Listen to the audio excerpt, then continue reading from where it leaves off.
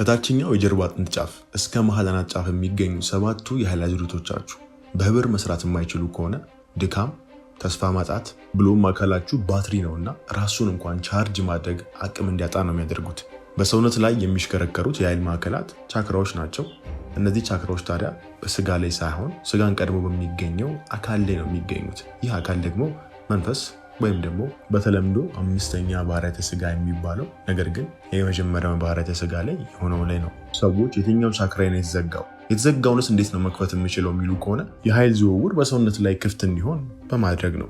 አንድ የኃይል አዙሪት ከተዛባ ወይም ደግሞ ሚዛናዊ ካልሆነ አካልን፣ ስሜትን፣ ጤናን ያቃውሳል። ለምሳሌ አንድ ሰው አብዝቶ እየተመገበ ሁለተኛ የኃይል ደጃፉ ላይ ተጽዕኖ እያሳደረ ከሆነ ሆድቃው አካባቢ የሚገኙ የነርቭ ስርዓትና ውሳጣዊ አካሎች ተጽዕኖ ያድርባቸዋል። የአንዱ የኃይል አዙሪት መቃወስ ደግሞ ሌሎችንም ነው የሚበክለው። በተለይም ከልብ በታች የሚገኙ ሶስቱ የኃይል አዙሪቶች ከምድራዊ ምኞት፣ ምግብ፣ ፍትወትና ስልጣን ጋር የሚገናኙ ናቸው።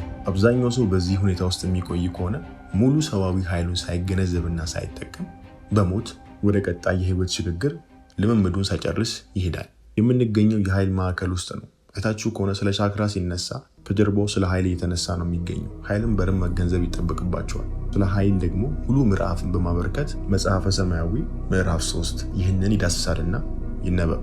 ታች ያለው የኃይል አዙሪት ስጋዊነትን፣ ከአናት ጫፍ ያለው የኃይል አዙሪት ደግሞ መንፈሳዊነትን ነው የሚወክሉት። ከታች ወደ ላይ በሚደረገው የኃይል አዙሪት ጉዞም ከስጋዊነት ወደ መንፈሳዊነት መሸጋገሪያ ደጃፎች ናቸው።